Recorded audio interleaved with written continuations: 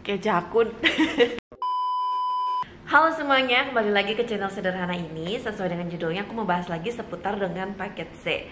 Sebelumnya aku mau terima kasih banget, ternyata banyak juga yang nonton dan banyak juga yang komen dan nanya-nanya tentang paket A, B, C. Oke, so aku akan menjawab beberapa pertanyaan yang udah aku catat. Dan sebenarnya beberapa udah aku jawab di komen, cuman ada beberapa juga yang belum, jadi aku mau bahas sedikit lagi. Oke, langsung aja kita mulai. Kak, aku udah umur 20 sekian nih, masih bisa nggak ikut paket C? Bisa, karena waktu aku ikut paket C, aku ada kenalan sama orang di sana. Dan dia umurnya juga udah 20-an sekian, dan dia putus dari SMP. Malah dia SMP cuma sampai kelas 8 kalau nggak salah. Tapi dia tetap ikut paket B dulu. Jadi urutannya tuh paket A SD, paket B SMP, paket C SMA. Nah jadi dia selesain dulu paket B-nya, setelah itu dia ikut paket C. Nah jedanya berapa lama? Jedanya itu di PKBM yang aku ikutin itu mesti nunggu 3 tahun. Jadi nggak bisa abis ikut paket B, abis itu kelar langsung ikut paket C, itu dia nggak bisa. Dia mesti jeda 3 tahun. Cuman nggak tahu ya, mungkin tiap PKBM kan beda-beda. Kayak sekolahan aja, kayak sekolah ada yang bisa, ada yang enggak. Jadi untuk mastiinnya kalian bisa tanya ke PKBM kalian untuk lebih pastinya. Terus untuk beberapa kalian juga nanya kan, ke PKBM-nya di mana, harganya berapa. Nah, aku mau kasih tahu PKBM aku pun, paket C aku pun nggak terlalu faedah mungkin buat kalian karena mungkin jauh dari lokasi kalian. Jadi kalian tinggal Google aja, cari paket C di Bandung, paket C di Jogja, paket C di Jakarta Barat. Sesimpel itu. Jadi setelah kalian tahu, coba kalian telepon atau kalau lebih pasti kalian datengin dan tanya secara rinci karena pasti peraturan mereka beda-beda. Lanjut, pelajarannya kelas 10 sampai 12 atau pelajaran di kelas 12 aja. Ini campur-campur sih. Jadi kayak ikutin aja deh yang ngajar. Yang ngajar di sana kadang tuh lengkap-lengkap, aku juga nggak ngerti, kayak ya udah gitu, kayak sesukanya dia ngajar gimana kita ikutin aja. Jangan terlalu keras-keras belajar karena kalian sudah keras-keras bekerja. Kelas 10 sampai 12 tuh dibahas semua tuh enggak. Ini ada juga yang nanya apa bisa daftar beasiswa. Ini aku sebenarnya masih nggak ngerti beasiswanya maksudnya yang kayak gimana.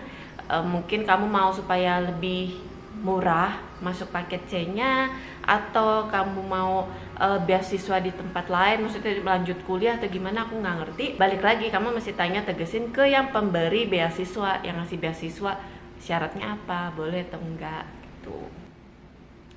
Ini penting. Aku juga sempat bingung pas awal-awal.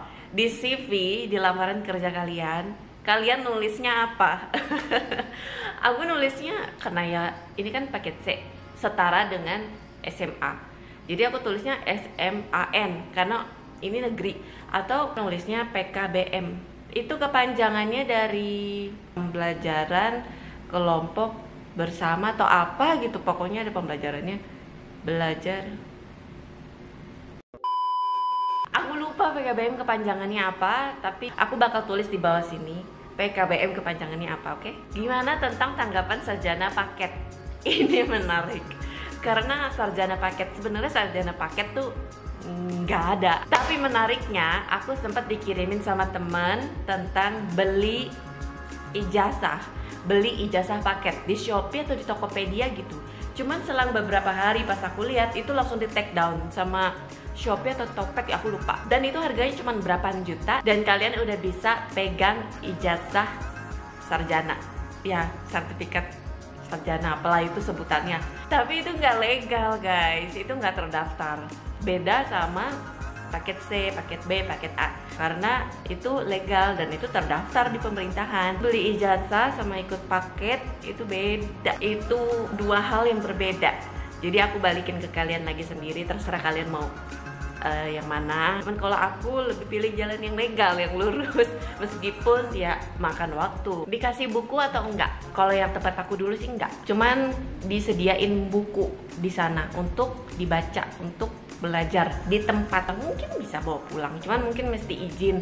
Cuman yang kayak bener-bener dikasih nih buku buat kamu bawa pulang buat belajar, itu nggak ada. Jadi ya belajar semampu kalian aja, karena nanti kalian juga akan tahu kok kalau paket C itu ternyata seperti itu, the dark side of paket C. Cerita hidup gimana bisa keterima kerja. Ini lucu banget pertanyaannya tapi menarik. Aku kalau flashback ke tahun-tahun yang lalu, aku tuh kayak ngerasa bersyukur banget aku ada berada di posisi sekarang ini. Aku bisa dapat kerjaan yang beberapa kali yang lumayan oke, yang aku juga nggak nyangka aku bisa ada di titik ini saat ini. Tapi untuk pekerjaan pertama aku, karena aku masih di bawah umur dan aku mesti kerja, jadi waktu itu aku bohong umur. Aku nggak berharap kalian ikutin cara aku, tapi ada yang nanya cerita pengalaman, oke, so aku cerita. Jadi lulus SMP itu sekitar umur 13 atau sekitar umur 14, aku lupa. Harusnya kan kita lanjut SMA normalnya. Nah, aku nggak lanjut SMA, aku masih kerja dan aku ngakunya aku udah umur 17 supaya keterima kerja.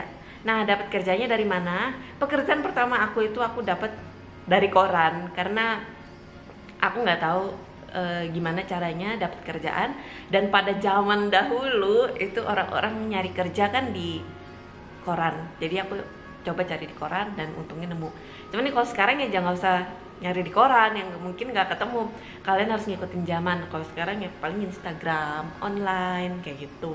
Pastinya karena aku bohong umur ya aku nggak ada KTP waktu itu. Dan waktu itu alasannya karena emang belum diurus, karena aku ulang tahunnya tuh Desember. Jadi emang pada hakikatnya kalau mau diurus pun itu pasti kan juga butuh waktu. Jadi waktu itu alasan aku ya emang belum diurus KTP. Sampai sekarang kayaknya bos aku zaman bahala nggak tahu kalau aku sebenarnya 3 tahun lebih muda. Cuman karena mungkin muka aku dulu tuh tua, muka aku tuh boros. Jadi kerjaan pertama aku itu 1 tahun yang bohong umur. Abis itu selanjutnya aku jujur terus. Aku jujur emang kondisi aku yang kayak gini, makanya aku belum ada KTP. Mereka juga mau bantu karena kayaknya belas kasihan ya, karena kok kasihan banget sih nih bocah kagak sekolah ya, nyari kerja gitu. Akhirnya karena untuk belas kasihan akhirnya dia udah dikasih kerja. Sempat juga kerja kayak 1 minggu cabut resign karena emang gak cocok. Abis itu sempat juga kerja 1 bulan terus nggak cocok, ya udah resign. Ya udah kayak udah hal normal gitu, pada umumnya kita pasti ingin mencari yang lebih baik. Tapi untungnya bersyukur banget setelah akhirnya aku dapat kerjaan yang lebih better, itu karena dari kenalan kakak, gajinya masih bisa ya, oke buat makan segala macem. Akhirnya aku bisa sambil nyelesain paket C juga. Setelah paket C, akhirnya aku dapat kerjaan yang jauh lebih baik. Habis itu aku lanjut kuliah. Jadi untuk kalian juga mesti taruh fokus kalian. Mau ikut paket C tujuannya buat apa? Pasti untuk cari kerja. Nah, setelah dari paket C jangan berhenti di situ. Lanjut lagi, tujuan kalian apa? Pasti untuk cari kerjaan yang lebih baik dan gajinya lebih baik. Caranya gimana? Ya lanjut lagi kuliah. Jadi sambil melakukan itu semua, sambil nabung-nabung biar bisa mencapai tujuan kalian. Pasti tujuan kalian beda-beda.